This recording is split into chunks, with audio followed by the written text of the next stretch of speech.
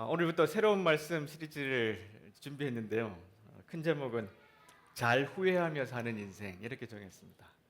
제가 이제 25주의 말씀 시리즈 온전한 삶을 향하여라는 걸 했잖아요. 그리고 이제 저희들이 리트릿을 갔다 왔고 또 지난주는 우리 성령제가 또 말씀을 전해줬고 그 기간 동안 이 후속 시리즈를 어떻게 해야 될까 되게 고민이 많았어요. 그러다가 이제 어느 날 이제 날씨가 이렇게 좀 시원해지면서 벌써 가을이네? 그리고 이제 10월이 오잖아요. 이제 오늘이 9월의 마지막 주일이니까 벌써 2024년도 3개월 정도밖에 안 남았다. 그러니까 남은 시간을 좀 잘 보내보자 이런 생각도 좀 들었고요. 2024년을 생각해보니까 제가 인생에서 가장 후회가 많았던 한 해였어요. 막 후회가 사무칠 정도로 많았어요. 어떨 때는 막 정말 온 이 내장이 뒤집어질 정도로 후회가 심했어요. 뭐 그 연유는 뭐 이제 예측하시는 분들은 좀 있으시긴 할 텐데 얼마나 후회가 사무치게 오는지 제가 아내한테 물어봤어요. 당신 후회 안 해? 그랬다가 욕 먹었습니다. 네. 그래서 후회라는 주제를 이 소리 좀 조정해 주세요. 막 울리고 지금. 예. 후회라는 주제를 한번 다뤄보자. 왜냐하면 모든 사람이 후회하고 살잖아요. 그렇죠?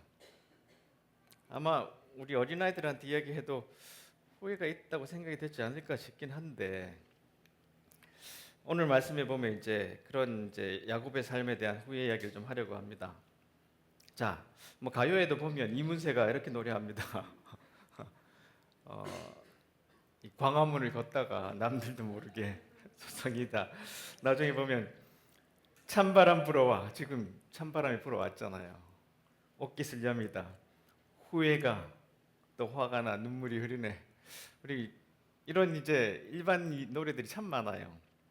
그러니까 지나온 내 모습이 모두 거짓인가.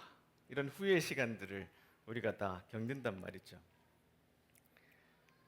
모디 물러라는 시인데요. 이것은 이제 존 그린리프 위티어라는 분인데 이분은 시인이기도 하고 노예 해방 운동가이기도 했었습니다. 아주 유명하신 시인인데 이분이 긴 시를 썼는데 그 중에 가장 핵심을 하나 인용을 하면 모든 슬픈 말 중에서 가장 슬픈 말은 그랬을 수도 있었는데 하는 말이다.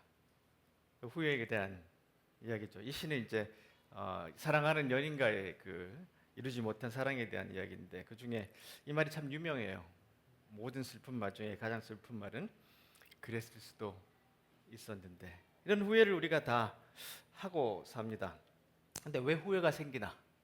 왜 우리가 일상생활에서 모든 사람이 후회를 하나? 세 가지 자아가 서로 충돌하기 때문이라고 그래요. 첫 번째는 실제적 자아는 현재 우리가 지금 살아가고 있는 그리고 소유하고 있는 이 속성, 내가 처해 있는 지금 현실, 자아. 그리고 두 번째는 이상적 자아. 우리가 이렇게 될 수 있다고 생각한 이상적 자아가 있고요. 또 하나는 당위적 자아. 마땅히 그래야 된다. 우리 기독교인으로서 예를 들면 마땅히 그래야 된다. 부모로서 이래야 된다. 이런 당위적 자아가 있잖아요. 이 세 가지가 괴리가 생기면 후회가 생긴대요. 그러니까 서로 이렇게 이거를 조절하면서 간극을 맞추는 것이 인생인데 내가 왜 그렇게 살았을까? 난 이렇게 살았어야 되는데 왜 이런 말을 했을까? 부모로서 왜 그랬을까? 막 이런 식의 후회가 우리에게 생긴다는 것이에요. 자, 그래서 이런 이제 그 후회가 여러분 후회할 때 기분이 좋습니까? 고통스러워요. 제가 그랬죠. 막 속이 내장이 뒤집어져요. 그래서 철학의 실무에서 로랑스 디빌레르라는 철학자는 이렇게 이야기합니다. 후회에서 비롯되는 고통은 견디기가 매우 힘들다. 그런 고통은 나 자신과 삶 사이에 간극을 만들고 그 간극은 어떤 것으로도 메워지지 않는다. 이미 벌어진 일은 되돌릴 수 없고 벌어지지 않은 일은 새로 벌어지게 할 수 없어서다. 삶은 반복하고 만회할 기회를 주지 않는다. 기껏해야 우리가 할 수 있는 일은 성찰할 시간을 갖는 것뿐이다. 하지 않은 일에 대한 후회도 이미 저지른 일에 대한 자책도 시간의 비가역성이라는 난관에 봉착할 수밖에 없다. 이 말은 뭐냐면 모든 행위는 되돌릴 수 없다. 쏟아진 물은 다시 주워 담을 수 없다. 물론 이미 저질러진 일에 변명할 수도 있고 끝내 속으로 삼킨 말이나 입을 다무는 편이 나았을 내뱉어진 말은 무엇으로도 지울 수 없다. 후회를 끝낼 수 있는 유일한 방법은 용서일 뿐이다. 그렇지만 우리는 스스로를 용서할 수 있을까? 그러니까 우리가 후회를 계속 하게 되면 이렇게 되게 고통스럽잖아요. 그래서 이제 노사연이 이야기하기를 돌아보지 마라. 후회하지 마라. 여러분 이야기 많이 들어보셨죠? 후회하지 마라. 이미 지나간 일이야. 후회하면 소용없는 일이야. 들어보셨죠? 그래서 이 어떤 사람들은 후회 없는 인생 이걸 되게 중요한 모토로 삼아요. 이미 지나갔으니까 후회해봐야 쓸데없는 짓이야. 근데 그렇지 않아요. 후회를 잘 해야 돼요. 왜냐하면 후회를 안 하면 이렇게 돼요. 이게 무슨 장면인지 여러분 눈치채신 분들이 있으실 텐데 이게 밀양의 한 장면이잖아요. 이 죄수가 유괴를 해서 전도연의 아들을 죽였잖아요. 그렇죠? 근데 감옥에 들어가서 예수 믿고 평안을 얻었어요. 보세요. 눈물로 회개하고 용서받았습니다. 그리고 마음의 평화를 얻었습니다. 자매님도. 그러니까 전도연이 교회 다니면서 이제 용서라는 걸 처음 배워가지고 어떻게 하면 이걸 한번 실천해 보려고 감옥에 앞에 왔잖아요. 근데 완전히 충격을 먹었어요. 내가 용서 안 했는데 누가 당신을 용서해? 그러니까 우리가 후회를 안 하면 괴물이 돼요. 이렇게 괴물이 될 가능성이 되게 많습니다.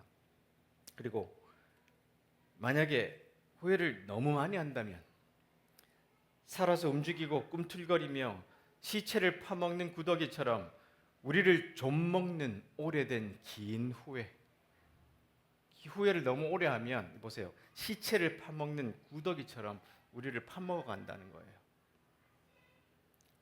이런 후회를 잠재우지 못한 채 오랜 좌절의 시간을 견뎌야 된다. 우리 대부분은 어떤 일이 벌어지면 자신을 탓하기보다 대개 타인, 삶, 사회, 이 세상 또는 특정한 누군가를 비난하려 하게 되는데 그들이 우리에게 마땅히 해주었어야 할 것을 해주지 않았기 때문에 그것을 탓하는데요. 이런 원망이 나중에는 증오와 질시로 번져요. 그러니까 이 후회를 계속 묵상하고 그냥 해결 안 하고 놔두면 후회를 안 하는 사람은 괴물이 되지만 후회를 계속하는 사람들은 이렇게 절망과 어려움 속에 빠져서 살아가게 돼요. 삶이 망가져요. 그래서 적절하게 후회하는 법을 우리가 배우는 것이 매우 중요하다는 것이에요. 그래서 이 다니엘 핑크라는 분이 후회를 아주 깊이 공부를 했어요. 그래서 후회 재발견이라는 책에서 이런 이야기를 해요. 후회는 위험하거나 비정상적이지 않으며 행복에 이르는 안정된 경로에서 벗어나는 것도 아니다. 후회는 건강하고 보편적이며 인간의 필수적인 부분이다. 게다가 후회는 값지다. 후회는 명료하게 준다. 후회는 가르침을 준다. 제대로만 하면 공경에 빠질 이유가 없다. 그래서 후회를 제대로 하는 법을 좀 배워야 된다는 거예요. 이렇게 후회를 제대로 하는 법을 우리가 잘 배운 적이 없지 않나 그런 생각이 좀 들어요. 후회는 우리를 고양시킬 수 있다. 후회를 잘해보자. 이런 생각을 하게 됐습니다. 그래서 이 시리즈를 이제 좀 준비를 하게 됐는데요. 근데 그 후회는 기독교에서는 조금 또 달라요. 보세요. 고린도후서에서 바울 사도는 이런 이야기를 합니다. 지금은 오히려 기뻐합니다.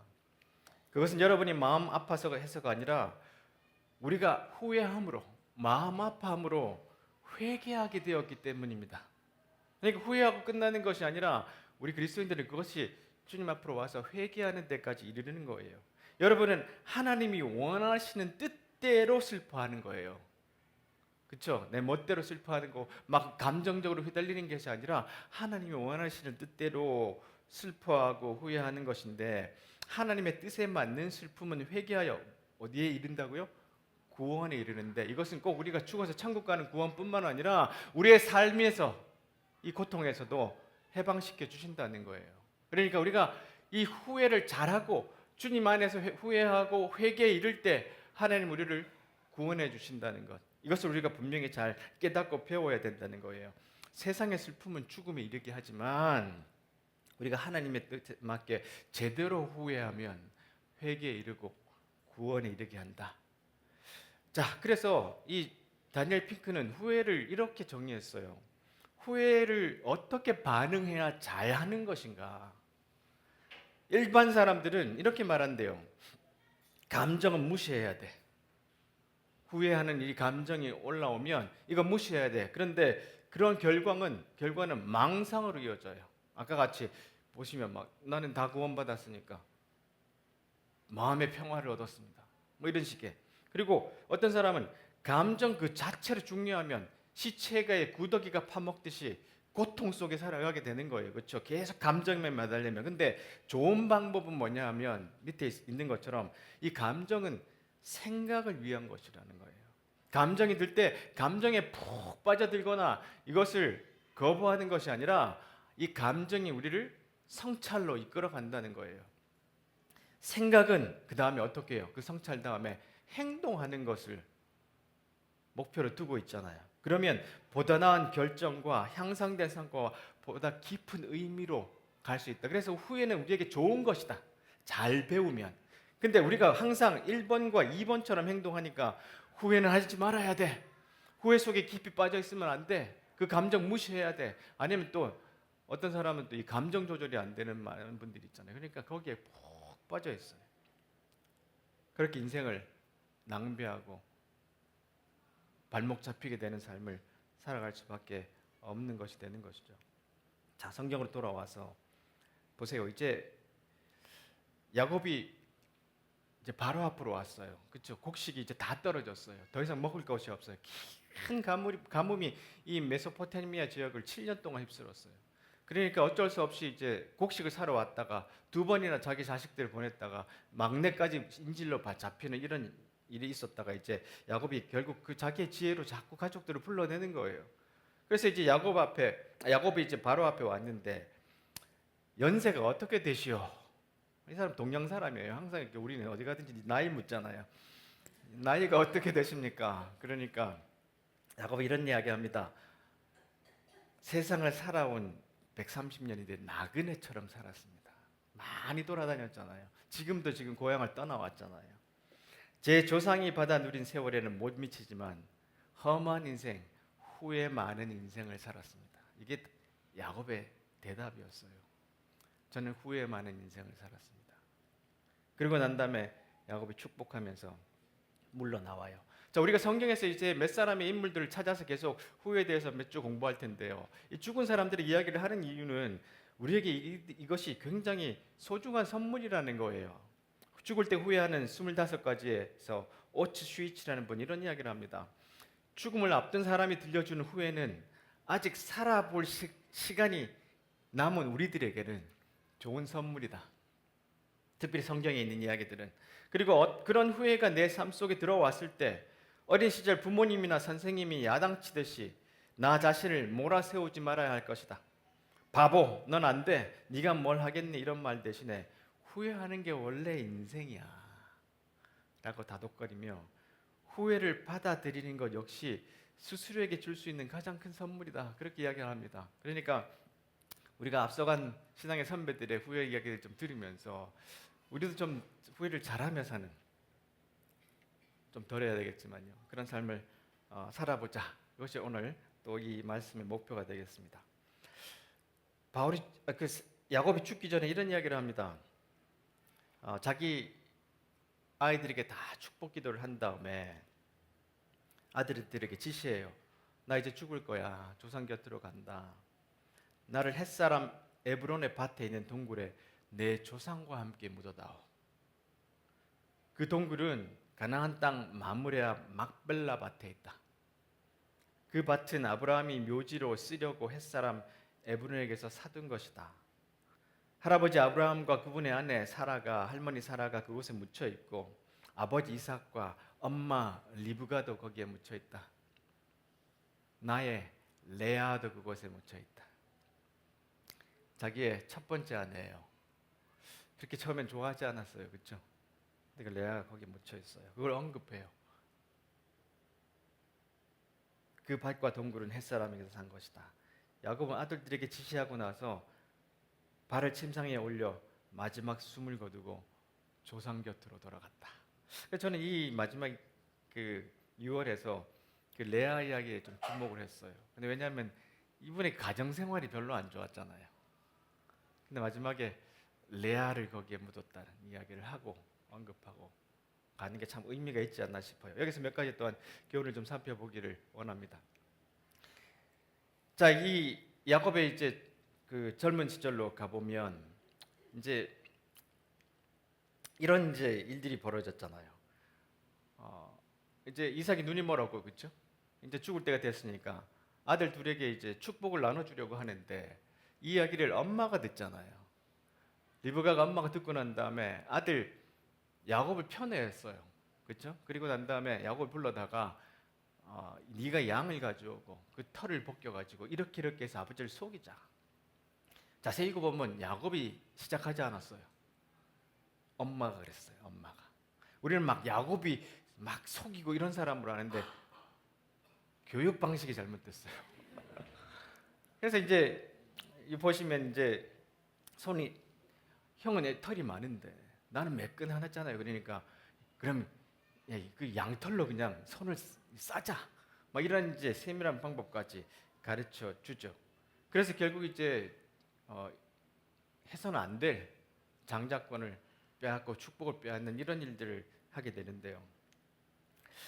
후회의 네 가지 심층적 구조가 있습니다. 저도 처음 알았는데 첫 번째는 기반성 후회라 그러는데 그 일을 했더라면 내가 담배 끊었었더라면 내가 술 좀 덜 마셨더라면 내가 그때 돈을 펑펑 쓰지 않았더라면 뭐 이런 식의 후회가 있어요. 젊을 때 근육 키웠더라면 뭐 이런 거. 두 번째로는 대담성의 후회가 있어요. 그 위험을 감수했더라면 그때 그 여인을 따라 기차에서 내렸더라면 뭐 이런 이제 이야기들이 책에 많습니다. 이런 이야기. 그러면 인간의 욕구는 이제 성장에 대한 것이고요. 그 다음에 이제 도덕성 후회가 있어요. 옳은 일을 했더라면. 오늘 지금 야곱이 여기에 지금 걸려 있어요. 옳은 일을 했더라면. 야곱은 옳은 일을 잘 안 했어요. 인생을 보면.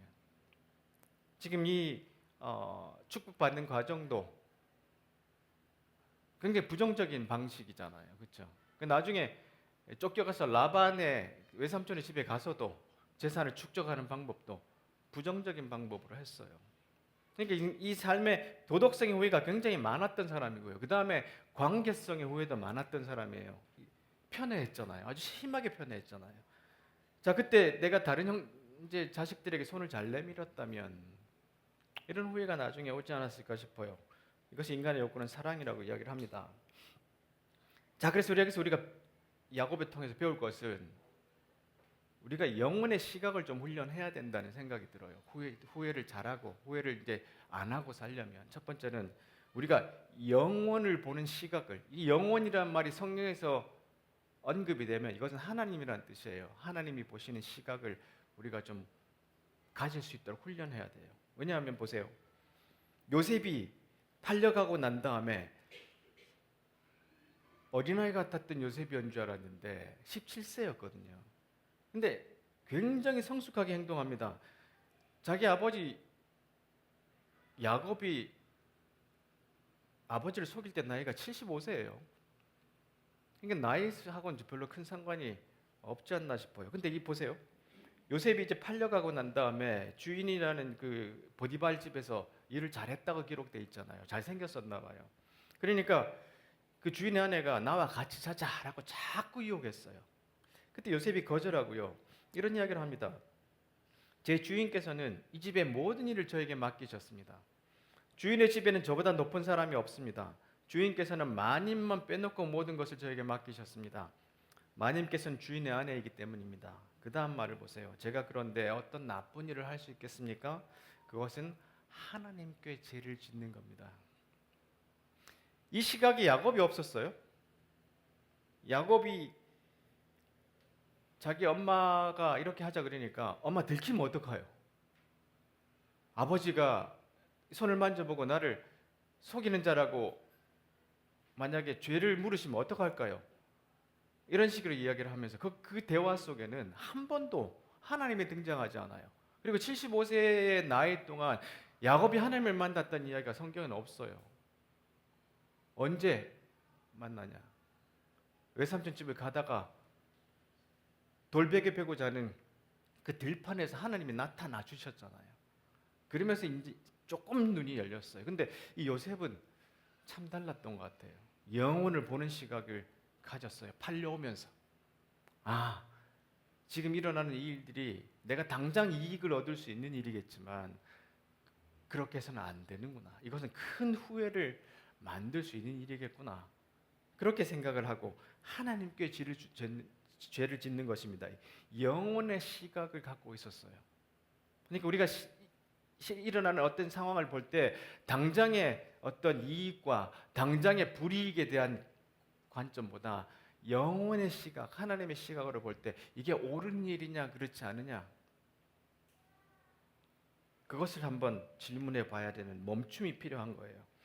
내가 알고 있는 걸 당신도 알게 된다면, 이란 책 30가지 인생에 후회하지 않는 교훈이라는 책에 보면 이런 이야기를 합니다. 아니 호프만이라는 83세의 어른은 후회 없는 삶에 대해 모범 답안 같은 답을 들려줬다. 정직은 우리 삶을 이끌어 줄 단 하나의 귀중한 가치관이지. 나는 정직이 모든 것을 지배한다고 생각하네. 자신에게 정직한다면 아내와 가족, 그리고 주변 사람들에게도 정직하겠지.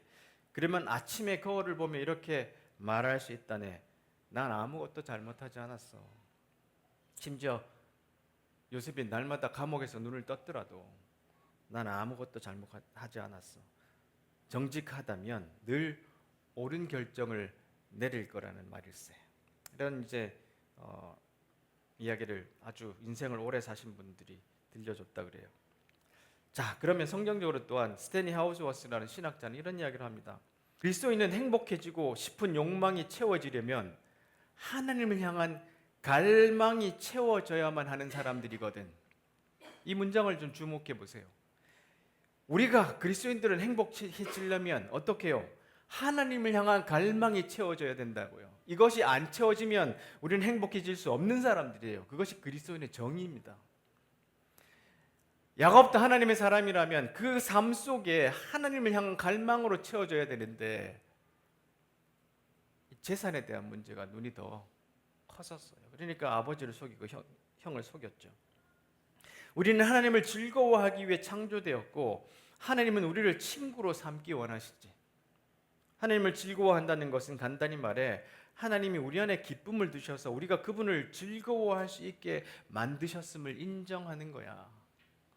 우리가 주님을 사랑하는 이유는 그분이 먼저 우리를 사랑하셨고 그분의 영광을 반영하여 우리를 만드셨기 때문이야. 절제의 덕은 우리가 기탄 없이 하나님을 즐거워할 수 있게 해준단다. 이 덕과 성품이란 책은 이 스테니 하우스워스가 세례받는 1살짜리 애를 매년 그 해에 편지 하나씩 써준 것을 모아놓은 아주 귀한 책이에요. 거기서 아이에게 그런 설명을 해주는 거예요. 우리의 갈망은, 그리스도인의 갈망은 하나님의 향한 갈망이 채워져야 우리는 행복하게 돼. 그러니까 어떤 사건과 어떤 일이 벌어졌을 때 영원한 시각을 가지고 우리의 삶 가운데 이것이 하나님이 기뻐하시는 일들인지를 돌아봐야 돼. 그래야 우리가 덜 후회하고 살 수 있다는 것이야. 그렇게 말씀을 하고 있습니다. 그 다음 자 보세요. 또 다른 이제 사건이 하나 벌어지는데요. 이제 젊은 요셉을 팔게 되는 그런 이제 사건이 벌어졌잖아요. 37장에 이런 이야기들이 있습니다. 요셉은 아주 특별한 사랑을 받았어요. 그렇죠? 근데 이 형들이 잘못을 자꾸 아버지에게 일러 바치기도 하고 철이 좀 없었던 것 같아요. 요셉은 야곱이라고도 부르는 아버지 이스라엘이 늙어서 낳은 아들이었으므로 이스라엘은 다른 어느 아들보다도 요셉을 더 사랑했어요. 편애했어요. 여러분 편애 받고 자라신 분들, 여러분들 되게 편애가 얼마나 나를 힘들게 하는가 우리 다 좀 느끼고 있잖아요. 부모로서 또한 그런 또 부담감도 좀 있기도 하죠. 자, 가장 흔한 후회가 어떤 것이 있냐라고 조사를 해보니까 사람들이 가장 많이 후회하는 게 가족과의 관계에서 후회가 있어요. 근데 이제 어떤 조사는 많은 사람들이 내 공부 좀 열심히 했었으면, 이 후회도 굉장히 많이 해요. 예. 근데 그 질문을 이제 대학교에서 이렇게 질문을 이런 조사를 해보니까 압도적으로 공부 좀 열심히 했었으면 달라졌지 않을까. 뭐 후회하지 마라. 그걸 어떻게 할 수 없어요. 자, 근데 대부분 가장 후회 많이 하는 영역이 가족인데 이 야곱도 마찬가지예요. 이 많은 아이들 중에 왜 이 하나님만 이렇게 편애를 했는지 보세요. 이래 갖고 되겠습니까? 이 다른 사람들이 이렇게 뭐 옷을 잘 이제 중세 사람들이 옷을 그리다가 보니까 뭐 색깔도 있고 그렇지만 아마 뭐 형편없는 그냥 옛날 그 시대 옷을 입었지 않았을까요, 그렇죠? 의류 산업이 발달한 시대가 아니니까. 근데 색색 형용 옷을 어디다 수입해다 입혔어요. 여러분 지금의 여러분 아이 교육법 공부 열심히 하시잖아요, 여러분. 이건 어떤 거예요? 이건 절대로 인간이 아버지 부모로서 해서는 안 되잖아요. 근데 이렇게 하니까 질투심이 계속해서 올라와서 결국은 큰일 날 일이 벌어졌어요. 나중에는 죽이자 그랬어요. 그런데 그 중에 이제 그냥이 안 된다 그랬죠. 그래서 팔아버렸어요. 노예로 팔아버렸어요. 가족 간에 일어날 일이 절대 일어나서는 안 될 일인데 이런 일이 벌어져 버렸죠. 큰 아픔이 생겼어요. 편애가 만들어낸 큰 사건이죠. 자, 그런데 부모로서의 편애는 우리에게 큰 부담이기도 해요. 저도 애가 셋이 있잖아요. 여러분들도 어떠신지 모르겠지만 저도 사형제 중에 저희 어머니가 저를 제일 사랑한다고 생각을 하는데 모두 그런 생각을 갖고 있고 혹시 내가 편애하면 어떡할까 이런 부담을 갖고 있는데 보세요. 칼 필레모라는 사람이 이렇게 이야기해요. 편애는 원래 자연스러운 거야. 왜냐하면 다른 일반적인 사람에게도 끌리는 사람이 있고 그렇지 않은 사람이 있는 것처럼 가족 중에도 내 자식 중에도 깨물면 더 아픈 손가락이 있다는 거예요. 그것이 사람이 가지는 어떤 인간적인 감정인데 이것 때문에 굉장히 좀 죄책감을 느낄 죄책감을 느껴서는 안 되고 중요한 것은 뭐냐 하면 편하지 말라는 거예요. 이 색색 형용색을 입혀가지고 이런 짓을 하지 말라는 건데, 그러니까 그게 이제 부모로서 아주 성숙함이 필요한 거겠죠.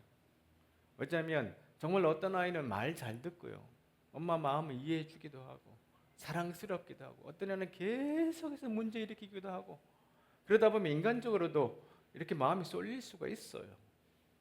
그럼에도 불구하고 이렇게 형형색색 옷 입히지 마라.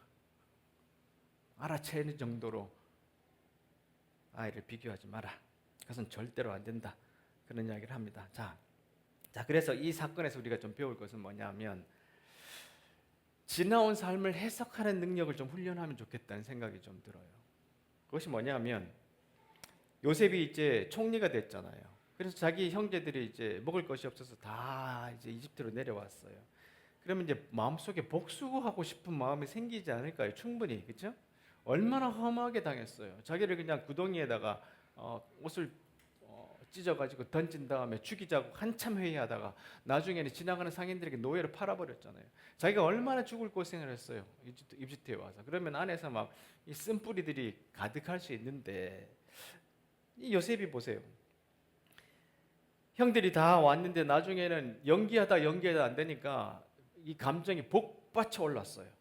그리고 다 이제 그 주변 사람들을 물린 다음에 형들만 남게 되자 요셉이 내가 요셉입니다라고 하고 크게 우는데 그 소리가 얼마나 컸는지 이 왕궁 전체에 들렸어요. 그래서 요셉이 형들에게 말합니다. 내가 요셉입니다. 아버지께서 아직 살아계신가요? 형들은 너무나 놀랐기 때문에 아무런 대답도 할 수 없었습니다. 이런 설교 많이 들어보셨죠? 야, 얘네 우리 이제 죽었구나. 큰일 났구나.